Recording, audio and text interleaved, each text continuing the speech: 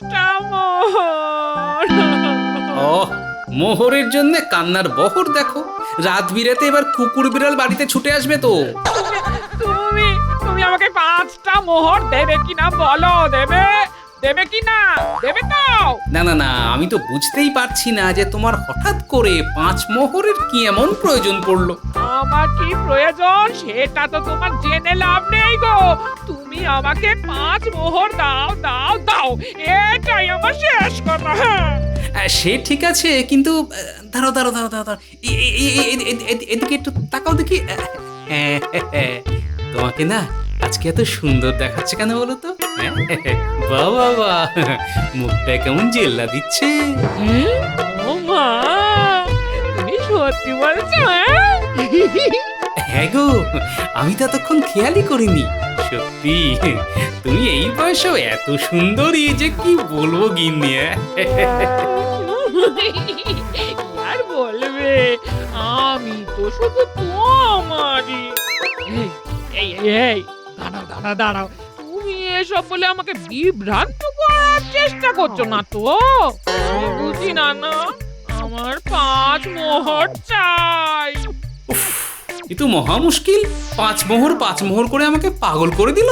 এই শেষবারের মতো বলছি, আমাকে 5 মোহর দাও, না হলে কিন্তু সংসারে জলাঞ্জলি দিয়ে দেব। ওরে বাবা রে। আচ্ছা এই নাও বাবা, এই নাও, নাও ধরো।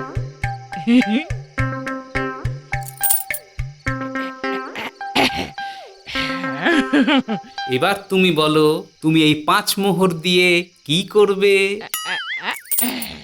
সেটা তো তোমার জেনে লাভ নেই। তুমি আম খাবে, গাছ গুনবে না। হ্যাঁ,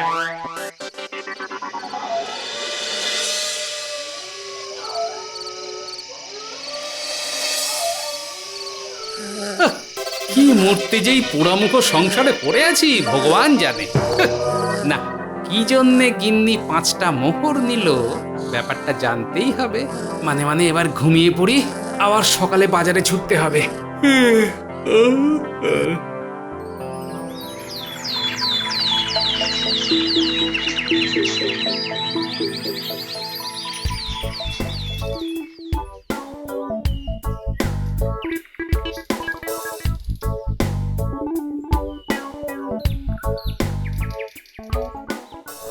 তা বলছি ভাইয়া, সোনা মুগ ডাল কত করে কেজি? 1.4 আনা মাত্র। হ্যাঁ, আচ্ছা বেশ, 3.5 আনা করে দাও না ভাই। এই না না, হবে না হবে না, 3 আনায় চিনি 1 আনা যদি লাভ না করি তাহলে কি করে আমাদের চলবে বলো? আচ্ছা ঠিক আছে বুঝেছি। তা গোবিন্দভোগ চাল কত করে কেজি? ওটা 2 আনা কেজি। আচ্ছা, এটা অন্তত 1.5 আনায় দাও। ধুর, তা কি করে হয়? 1.5 আনায় তো আমার কেনার দাম। উফ, কি করি বলো তো, এত দাম বলছো যে মনে হচ্ছে বাজারে দাবানল লেগেছে। নিতে হলে নাও, নইলে বাড়ি যাও।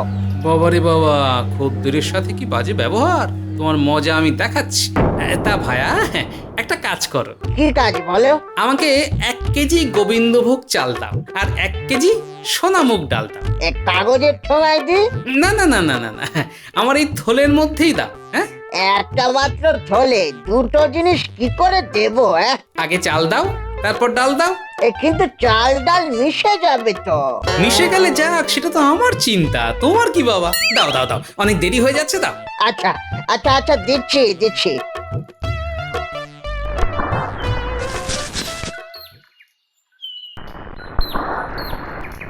ব্যাস, তাহলে তোমার হলো গিয়ে মোট 5 আনা।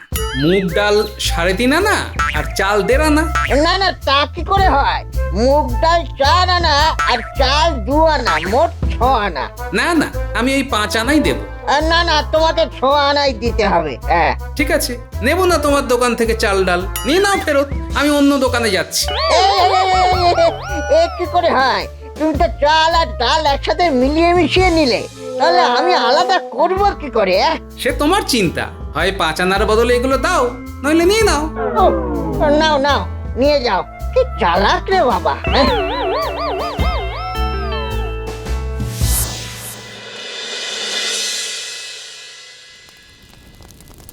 আচ্ছা কালোকের পাল্লায় পড়েছি আমি। সেই কোন কাক ভরে বাজার গেছে চাল ডাল আনতে, এখনো ঘরে ফেরার নাম নেই। এসে গেছি এসে গেছি। আর চিন্তা করো না গিন্নি, চাল ডাল একেবারে মিশিয়েই নিয়ে এসেছি। মানেটা কি? আমি মুগ ডালটা একটু খোলায় ভাজবো না নাকি? হ্যাঁ, আরে অত ভাজা ভুজির দরকার নেই গিন্নি, তুমি শুধু একবার ধুয়ে হাঁড়িতে চাপিয়ে দাও না। শোনো, কাল রাতে বৃষ্টি হয়েছে, আজকে সকালে এই ঠান্ডা আবহাওয়ায় খিচুড়ি একেবারে জমে যাবে। আমি স্নানে গেলাম গিন্নি।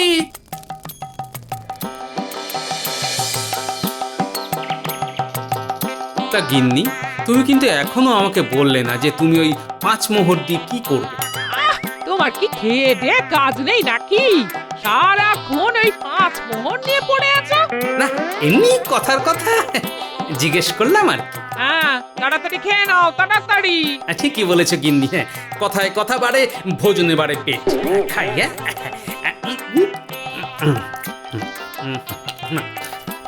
আসি গো গিন্নি। আগো, জয় ঠাকুর, জয় ঠাকুর। না, রাজসভা না হয় পরেই যাব, আমি বরং এখান থেকে লুকিয়ে লুকিয়ে নজর রাখি গিন্নি 5 মোহর কোথায় খরচ করতে যায়।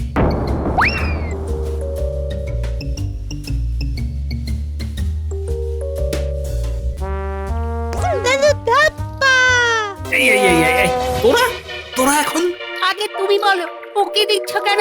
এসে সব পরে বলবো, তার আগে তোরা বল, তোরা পাঠশালায় না গিয়ে মাঠে ঘাটে ঘুরঘুর করছিস কেন? আমরা তো পুতুল নাচ দেখতে গিয়েছিলাম। কি পুতুল নাচ? সেটা আবার কোথায় হচ্ছে? সে কি তুমি জানো না? দক্ষিণের গ্রামে এক ভিনদেশী লোক পুতুল নাচ দেখাচ্ছে। ওই পুতুল লোকটার কানে কানে কিছু বলছে, আর তারপরে লোকটা আবার লোকজনের অতীত ভবিষ্যতের সব কথা বলে দিচ্ছে। হ্যাঁ গো, পয়সা নিচ্ছে আর অতীত ভবিষ্যৎ বলছে। আচ্ছা ঠিক আছে ঠিক আছে, তোরা এখন বাড়ি যা, পরে এই নিয়ে কথা হবে।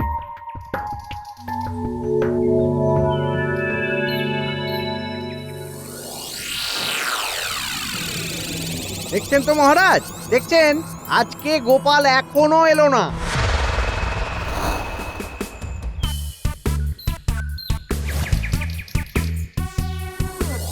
আরে আরে, ওই রাস্তাটা তো দক্ষিণের পাড়ার দিকেই যাচ্ছে, তাহলে কি গিন্নি ওদিকেই পুতুল খেলা দেখতে যাচ্ছে?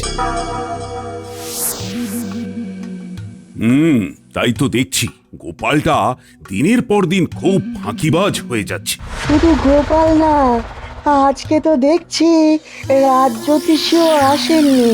হ্যাঁ, এরকম রাজসভার কাজে ফাঁকি দিলে তো পুরো রাজ্যটাই রসাতলে যাবে।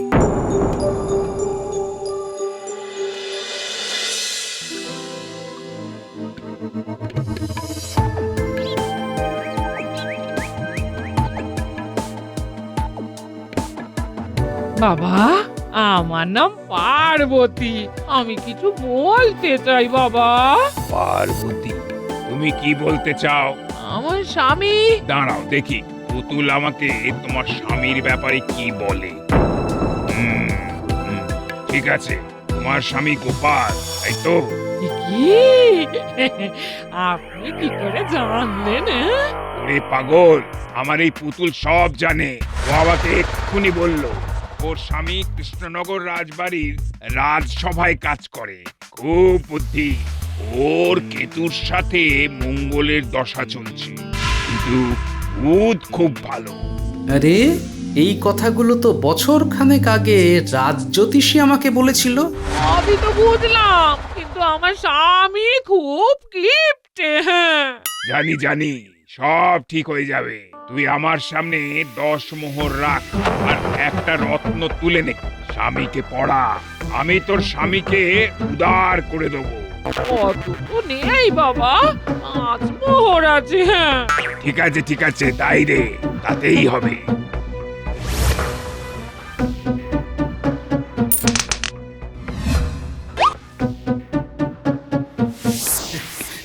একটু একটু দেরি হয়ে গেল মহারাজ। এই রোজ রোজ তোমার এই দেরিটার মেনে নেওয়া যাচ্ছে না। মহারাজ, আমি তো তাও এসেছি, রাজ্যোতিষী মশাইকে দেখুন। হ্যাঁ, এবার থেকে কামাই করলেও বেতন কাটবো, দেরি করলেও বেতন কাটবো। কর্তার ইচ্ছায় কর্ম মহারাজ। তবে মহারাজ, আজকে আমার দেরি হওয়ার পেছনে একটা কারণ আছে। ওসব অজুহাত শুনবেন না মহারাজ, ওসব অজুহাত শুনবেন না। গোপালের যত বাজে কথায় একদম কান দেবেন না। আচ্ছা আচ্ছা, কারণটা তো শুনি। মহারাজ, আমাদের রাজ্যে একজন লোক এসে পুতুল নাচ দেখাচ্ছে আর ভাগ্য বলছে। আমার বিচক্ষণ চোখ বলছে এই লোকটা রাজ্যে অসৎভাবে কাজ করছে। আমি সেটাই দেখতে গিয়েছিলাম মহারাজ। বেশ, তোমার সন্দেহ যদি সত্যি হয় আর সেটা যদি প্রমাণ করতে পারো, তাহলে তোমাকে আজকের বেতনের দ্বিগুণ বেতন দেব। ধন্যবাদ মহারাজ।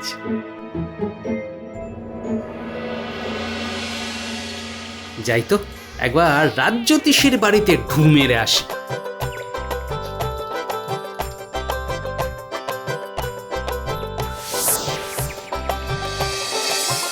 বাবা, বাড়ির দরজা তো ভিতর থেকে বন্ধ। এদিকে ঘরের মধ্যে থেকে খসখসে আওয়াজ হচ্ছে। কি করি দেখি তো।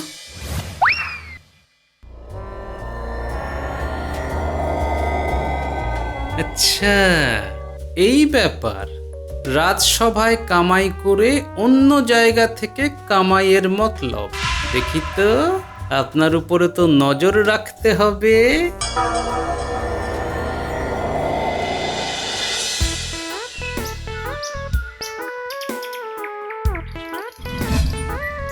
ও, এই তুমি চলে এসেছো? এই দাঁড়াও দাঁড়াও, আমি জল আনছি। হ্যাঁ,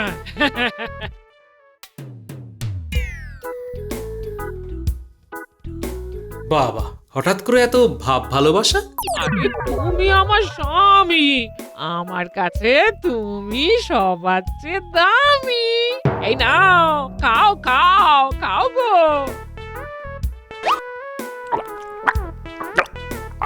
এই নাও, ধরো। হ্যাঁ,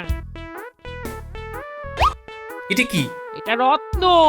শ্যাকরার কাছ থেকে এটা দিয়ে একটা আংটি বানাবে, এই তারপর শোধন করে হাতে ধারণ করবে। হ্যাঁ আচ্ছা ঠিক আছে, এবার তাড়াতাড়ি খেতে দাও দেখি। হ্যাঁ হ্যাঁ, দিচ্ছি।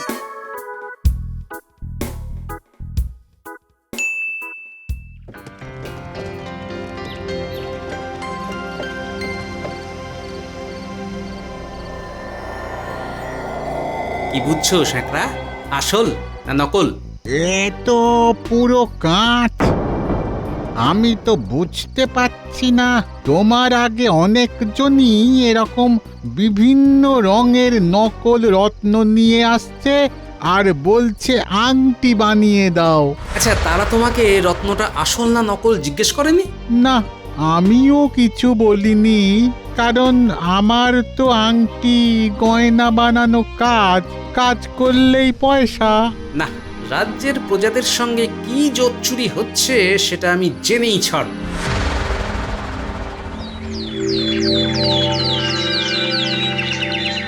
চলো ভোলা তাহলে। আর কত দূর? আরে এই তো এসে গেছি। বাবা, শুনলাম আপনি নাকি ভূত ভবিষ্যৎ বলে দিচ্ছেন। আমি তো নিমিত্ত মাত্র। আমার পুতুল আমাকে বলছে, আমি তোমাদের বলে দিচ্ছি। বাবা, পুতুল বলে কথা, কই আমাকেও শোনান।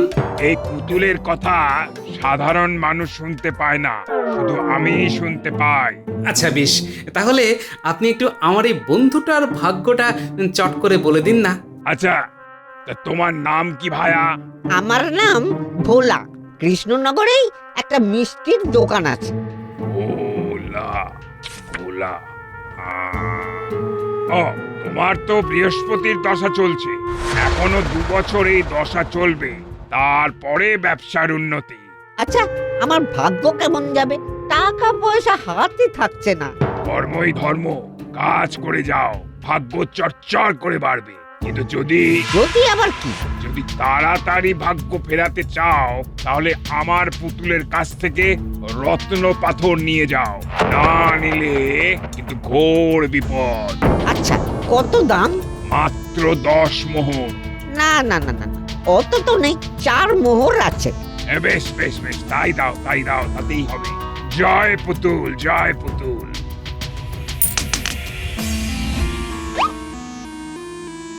বলছি, আপনার এই জনসেবার কথা শুনে আমাদের মহারাজ খুব খুশি হয়েছেন, তাই তিনি আজ বিকেলে আপনার কাছে আসতে চান।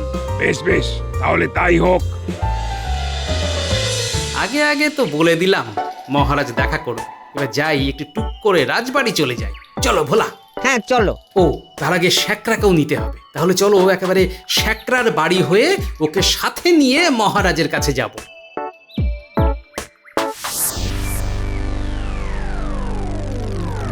আচ্ছা, বুঝতে পারছি। মহারাজ, আমার কাছে যা রত্ন পাথর নিয়ে আসছে সবই নকল আর কাঁচের তৈরি। বেশ, তাহলে আজকে বিকেলেই ব্যবস্থা হবে। ভোলা, তাহলে তুমিও আমার সাথে যেও, কিন্তু যেরকম বলেছি সেরকমই করো। আচ্ছা।